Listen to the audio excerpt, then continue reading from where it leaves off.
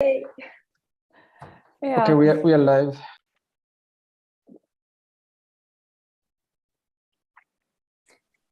Hello, good morning, good afternoon, good evening, everybody. Sorry, yeah, just give me 2. Okay. I'll give you 2. Okay. Aziz, let us know when you're live, okay? We are live. All right. Greetings, ladies and gentlemen. We welcome you to the next session as a part of the 12th Social Business Day. It's indeed an exciting one, as we've got a group of individuals who are living and breathing social business on a daily basis. This session is being hosted by Social Business Global. They are the organizers. And the plenary session is titled Business for New Civilization, How Social Procurement Can Transform Global Value Chain to be Inclusive, Resilient, and Sustainable. To moderate this session, we've got from the Social Business team, Monica.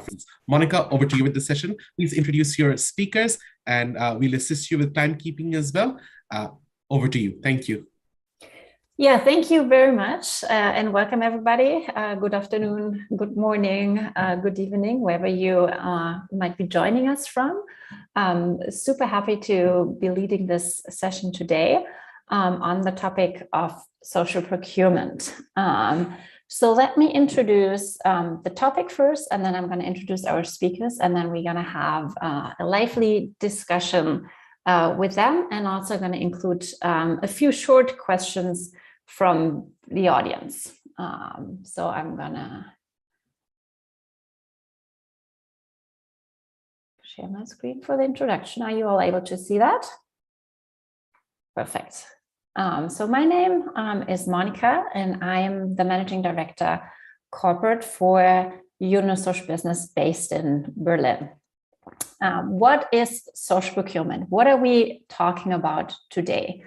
Social procurement is the practice of companies, and we're talking about corporations, multinationals here, to proactively buy from social businesses as suppliers in their value chain. This can be about raw materials, this can be about manufactured goods, and this can be about services. And this, of course, generates impact within the value chain that goes beyond governance, compliance, and risk mitigation in a very tangible manner. And we're going to hear about examples of that from our great panelists in just a few minutes.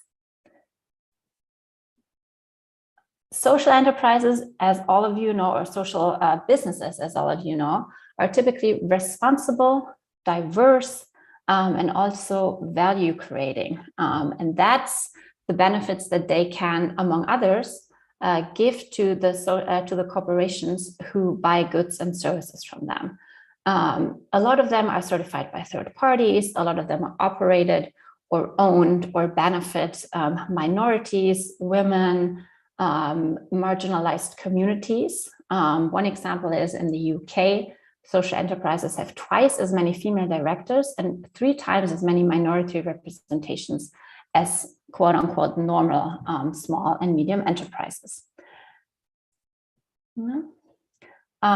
Social businesses or buying from social businesses for corporations is also aligned with other sustainability initiatives and usually goes beyond other topics and other goals that they might have for their supply chain. So it's the most inclusive, the most impactful, the most value generating procurement that they can typically do. And that's also why a lot of multinational companies have started or are in the process of starting to commit to social procurement. You can see a few examples here from a vast variety of industries, locations, and sizes. Because those corporations see a lot of benefits in social procurement. It helps their brand recognition. It can add to their sustainability, their social, their impact strategy. It's obviously very engaging for their employees. And as we expect regulation to be in place on this topic soon in the EU, for example, they can also be ahead on the curve on that. And to hear more on that, we're gonna hand over to our panelists, which I'm gonna introduce now. Please welcome with me Mahfouz Saeed, who is the Director of Social Enterprises at Jordan River Foundation. And the programs around the Jordan River Foundation social enterprises, vary from culinary arts to handicrafts and support females and refugees in Jordan. Through a series of social initiatives and collaborations, the Jordan River Foundation has helped to create jobs for local community women across Jordan, while reviving the heritage of traditional cooking, as well as rural and Bedouin community arts. Jordan River Foundation and IKEA partnered to promote Jordan embroidery made by local women, which is a very specific example of social procurement. And we're going to hear a little bit more about that in just a minute. So Mahfouz, what is one highlight that you want to share with our audience? Hi, everyone. Actually, thank you, Monica, for this introduction. We are very proud at JRF. JRF is Jordan River Foundation, which is a non-for-profit foundation chaired by Her Majesty Queen Rania Al Abdullah of Jordan, with the main purpose of women empowerment and child safety. What we have noticed over the past years is that with the very difficult economic situation in Jordan, the region, and the world, it's very difficult to only depend on donations for foundations or NGOs. We were working rigorously on trying to get the social enterprises up and running to be able to support the foundation in all the endeavors when it relates to women empowerment and child safety. And we were very happy to have several social enterprises under the team. One of them is a production kitchen, the other is a restaurant, the third one is all the artisan and handicrafts, and finally our biggest social enterprises, which is our collaboration and partnership with IKEA, whereby Jordan River Foundation is a global supplier of cushions and throws and table mats for IKEA, which we proudly say that these are produced in Jordan by Jordanian women and refugees at the same time. Thank you very much. We also have Kieran Nicholas Smith on our panel, who is the co-founder and CEO of Mr. Green Africa. Welcome. Mr. Green Africa is the first recycling company that realizes a long-term and sustainable economic impact through the collection, conversion, and selling of post-consumer plastic waste. So they work with the local waste picker community and turn what they collect into raw material for corporations who use plastic in their value chain. Their technology drives plastic collection models, enables the waste collection at the source, integrating informal waste workers, micro-entrepreneurs, and consumers into the formal value chain. They provide their stakeholders the chance to earn a fair, predictable, and transparent income that comes with more benefits. Kieran, can you share one highlight of social procurement with us, please? Thank you, Monica, for the introduction, and thanks for having me here. Monica, you should start pitching for Mr. Green Africa. I'll invite you for other pitches in the future. We'd be happy to do so.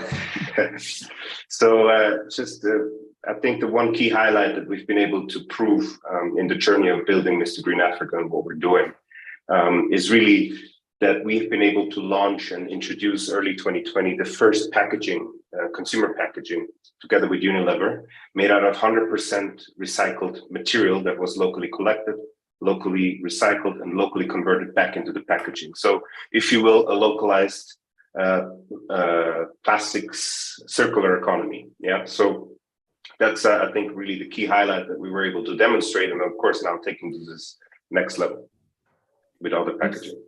Thank you very much. We also have on our panel Leah Al-Hacham she is a tech recruitment associate at SE Factory in Lebanon, who has a two-sided business model. On the one hand, they run a boot camp for computer science graduates who get trained to become full-stack developers with them. After the boot camp, the graduates are ready to get hired at international companies around the world, and they have an impressive track record on that. they also are a recruitment partner network. So corporations have the chance to enter the graduates database and get firsthand insights on graduation pipeline.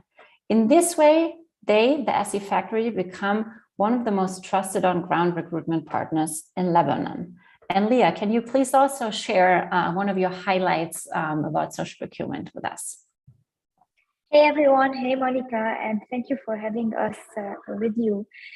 So yeah, one key achievement would be that we have maintained a consistent 90% employment success rate for over 235 graduate youth Lebanese people in Lebanon. So we supported them accessing better job opportunities and to improve their skills, as well as to support their families given the current economic collapse in Lebanon.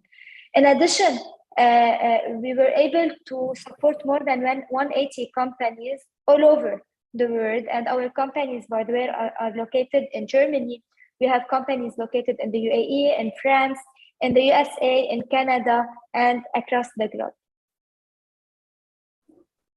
Great, thank you so much. So we see that we have three different or representatives from three very different companies here, providing raw materials, providing finished goods, and also providing services to corporations. And in the introduction, we shared just a little bit of what benefits that can have for corporations. And I'm now interested, what benefits does it have for social businesses to do social procurement, to be involved with large corporations? And Leah, maybe do you want to share your experiences on that with us? Yeah, so basically when it comes to SE Factory, our main mission is to support youth in Lebanon accessing good job opportunities while also supporting our companies accessing highly skilled tech people. And by the way, we work on both sides. We work on the side of the tech, since we supply tech people, and we also work on the employment side when it comes to the companies, as we support companies in hiring and in maintaining the employment journey of their employees in Lebanon, as we provide a second business model, which is our EOR, employer of record, or remote HR service. Throughout our years of operation, we've been working closely with companies, and it has been amazing. So our companies, by the way, supported us launching new services, evaluating our offerings, understanding if our offerings were actually up to date, were still relevant, were market related or not.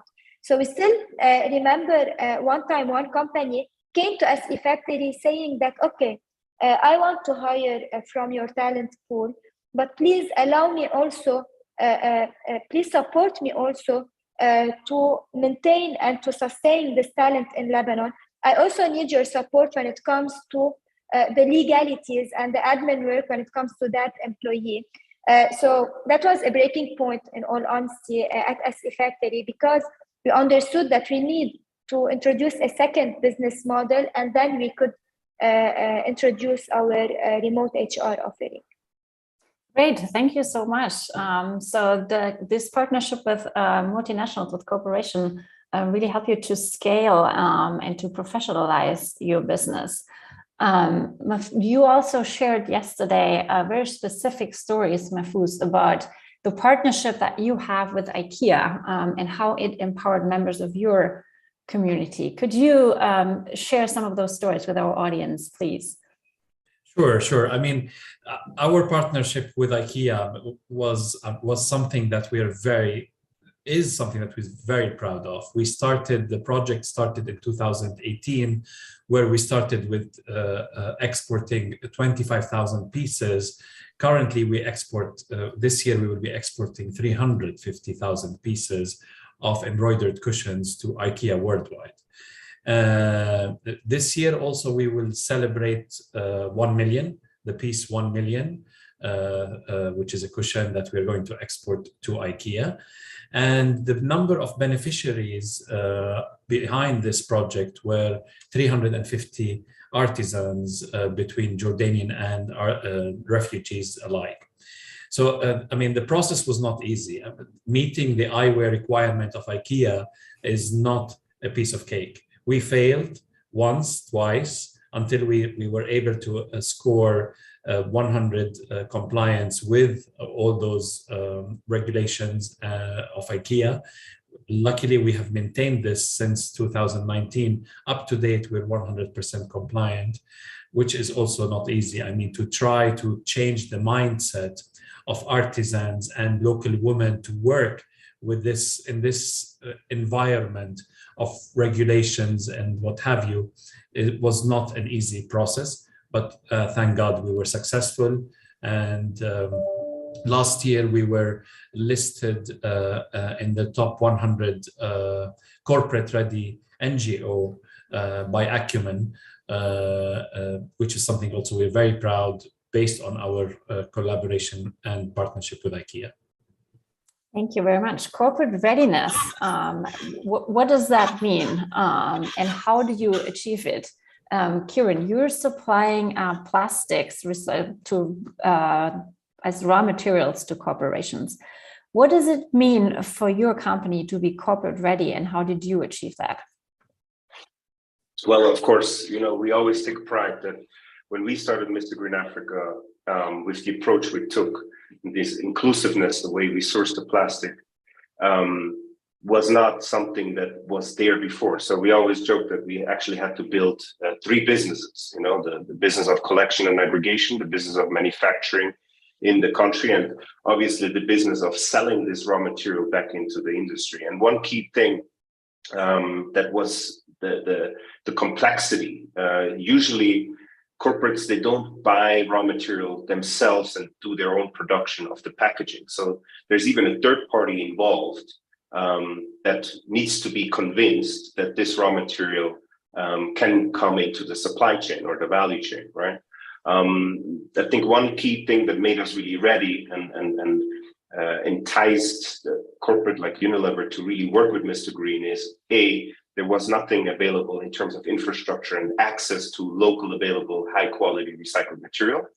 And then of course, doubling down as Mr. Green Africa, that we don't only offer high quality, we also offer locally sourced, we offer it in a transparent way, fair pricing, and so on. So it comes with a social and environmental impact together. So the value proposition, not just quality, but also the traceability, the transparency, and the local availability. And I think those key factors made us ready to engage and work with Unilever. But I think the key thing that made the breakthrough and the achievement that I mentioned before is working with the local manufacturers, their third-party contractors, because they're obviously used to using virgin material, and they're worried that they using our recycled material in their machinery, that, you know, something changed, now all of a sudden process changed. And I think the key breakthrough was when Paul Pullman came to the factory of Mr. Green Africa and saw what we were doing and was following the plastic, and then really said, look guys, if we want to launch this packaging,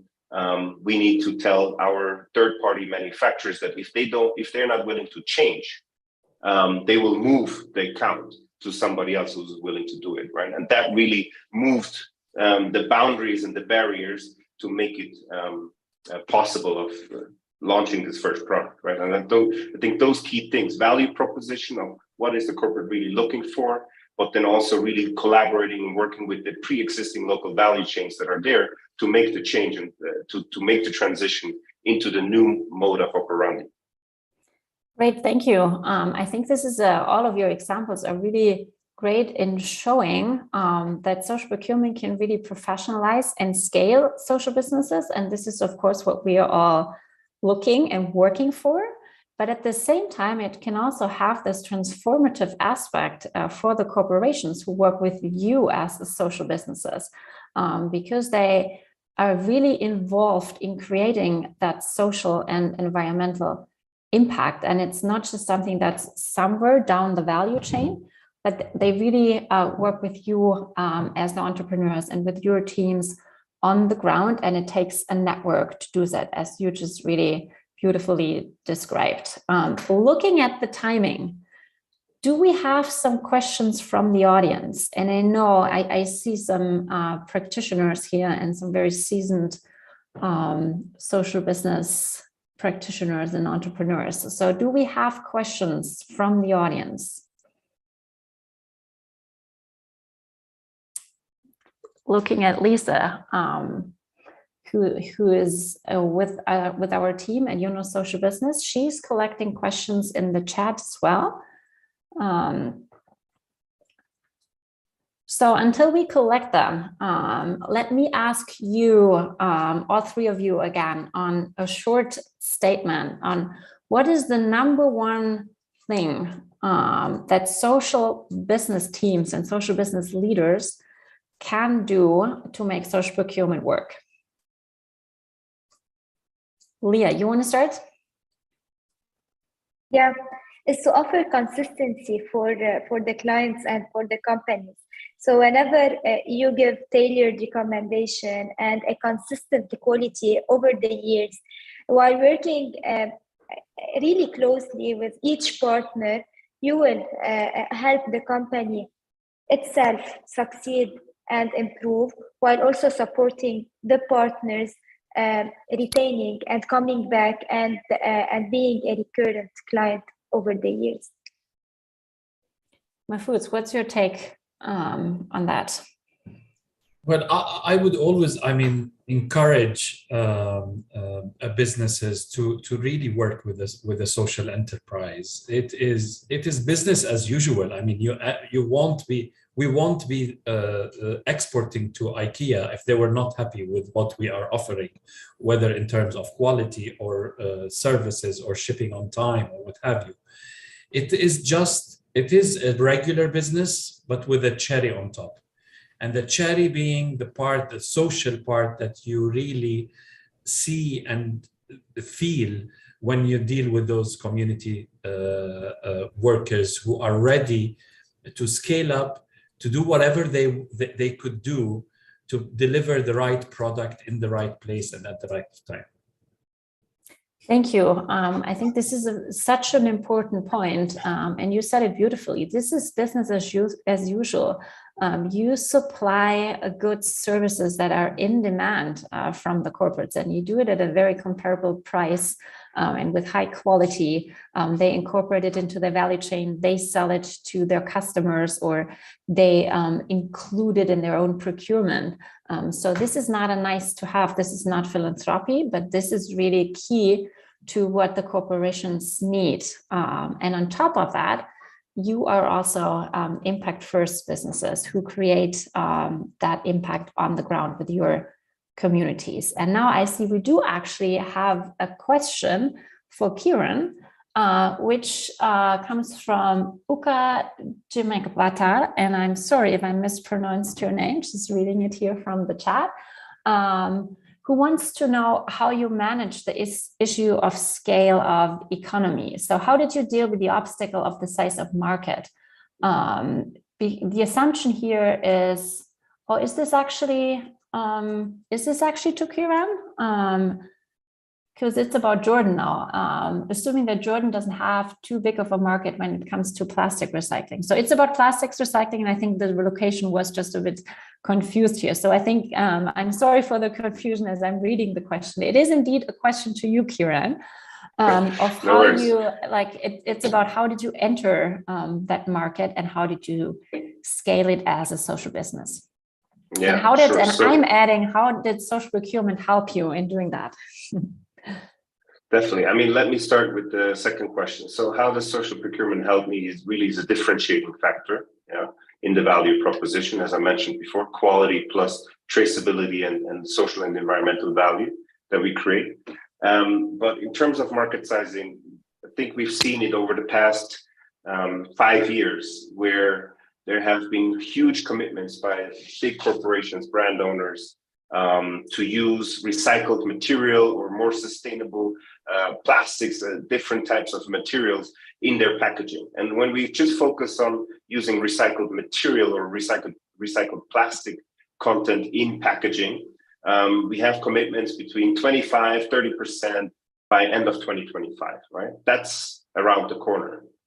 And what you see is in the challenge, if you look at the global market, in adding Europe, America, etc., we're talking of a massive, massive market of just assuming that 25% recycled content of the footprint of just corporates or brand owners wanting to use it. And in our assessment, when we look at just the global south, we're talking of around a $10 billion market every year of a need of recycled content in packaging for the global south. Yeah. And that's a massive, massive market.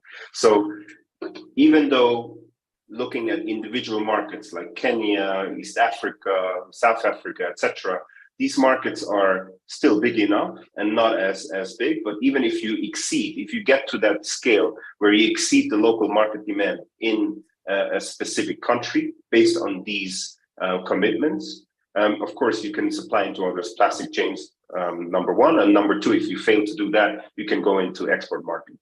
So our issue as Mr. Green Africa is actually not selling the plastic.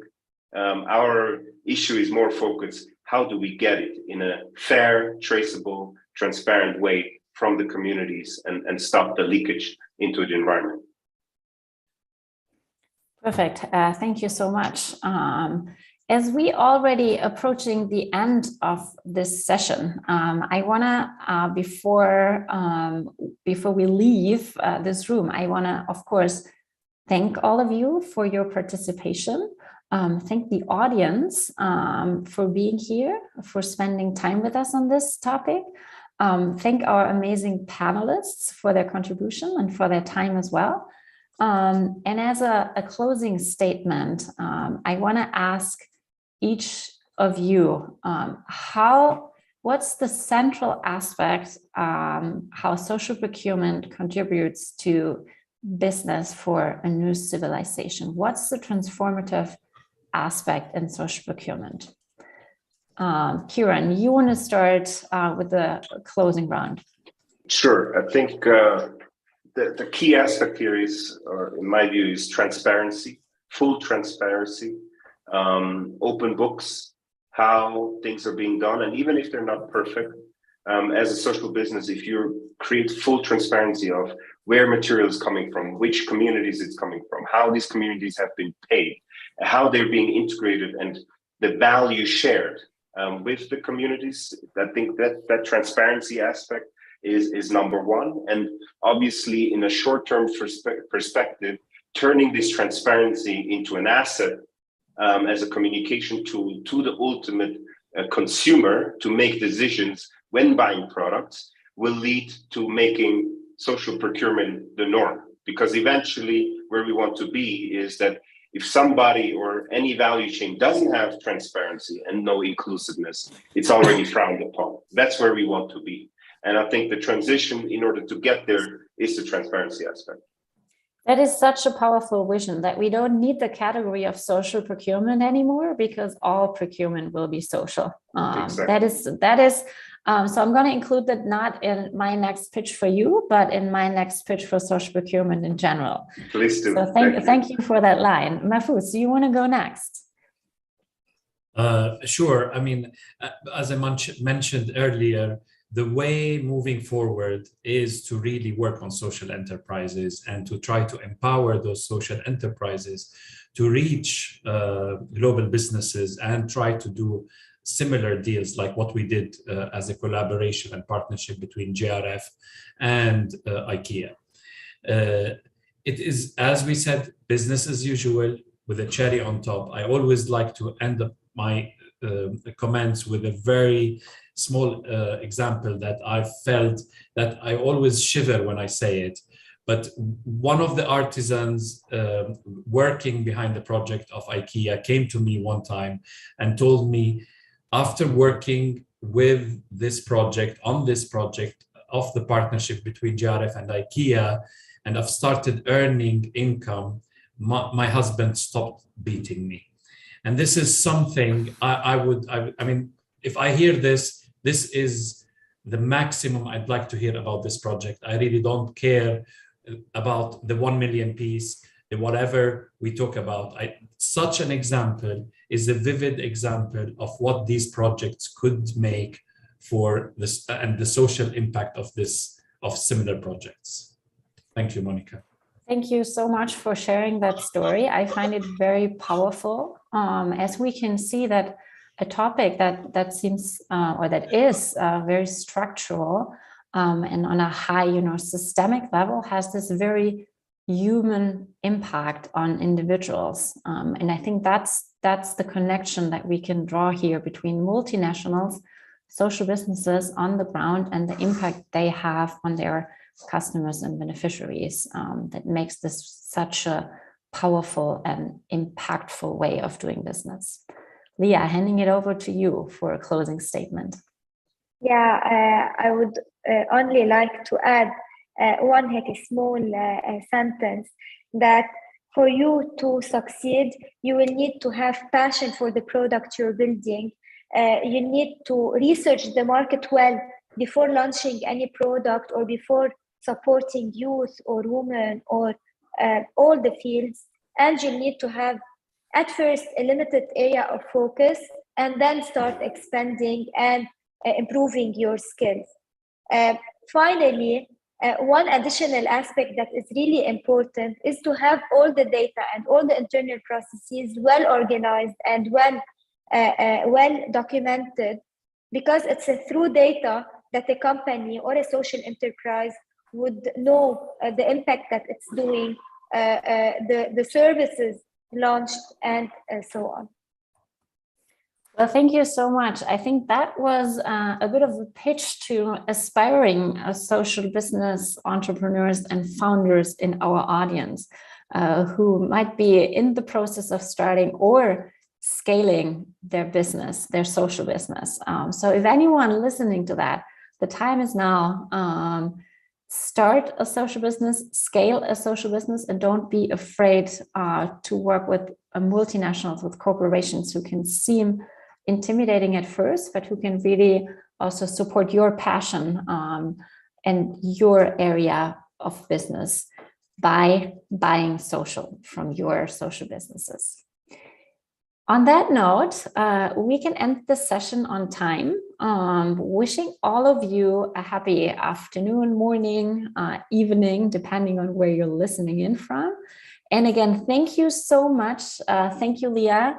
Thank you, Mahfouz. Thank you, Kieran. Thank you, Yunus Center, for hosting us today. And of course, as a final note, happy birthday, Professor Yunus, from all of us. Have a great day.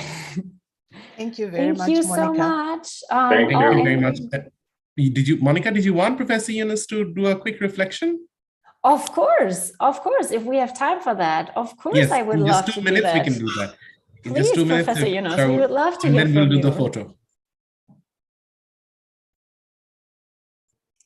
Sir, you're on mute. So you may need to unmute yourself. Oh, here I am. Okay, unmute.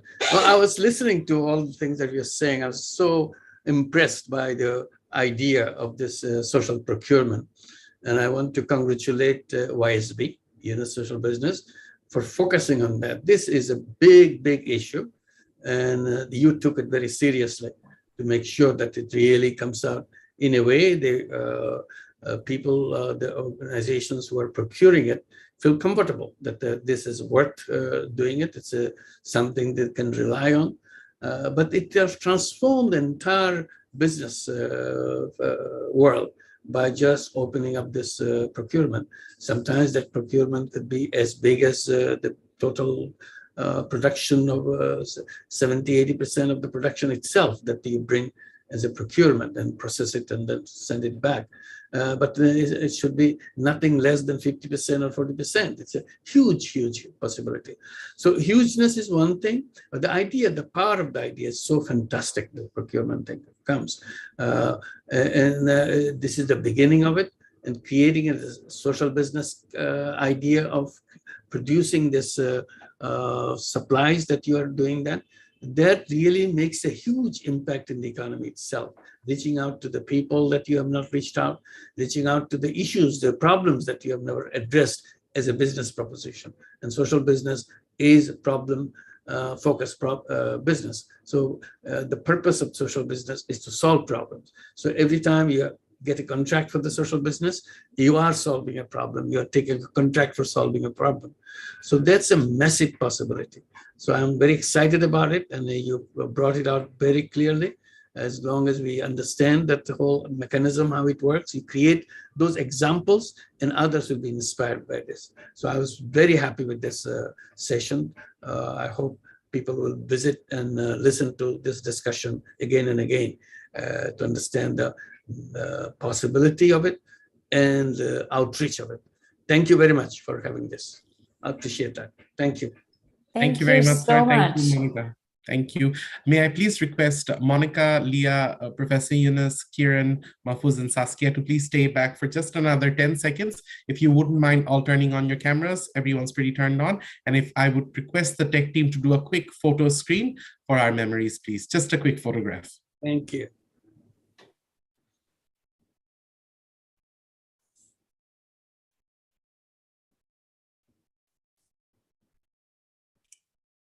Perfect. Thank you, Aziz. Was that all right? Yeah, thank you, sir. Thank you very much. Thank you. Thank you, Monica. Thank you, Saskia, and the whole team for hosting, as Professor Yunus said, a very, very crucial and critical discussion that we all have in order. We congratulate all the speakers. Thank you for bringing it to the limelight. I'm sure a lot of people will use this as a key resource going forward. With that, we close this particular plenary session. We then move on to the next one, which is glimpses of social business, the second part of it, which will be moderated by Ozair Ahmed from YY Ventures. That starts in approximately 9 minutes. We request all the audiences to please go back to the lobby and join this, and we'll see you there shortly. See you in about 9 minutes for the next session, which is Glimpses of Social Business Part 2. Thank you, everyone. Thank you. Goodbye.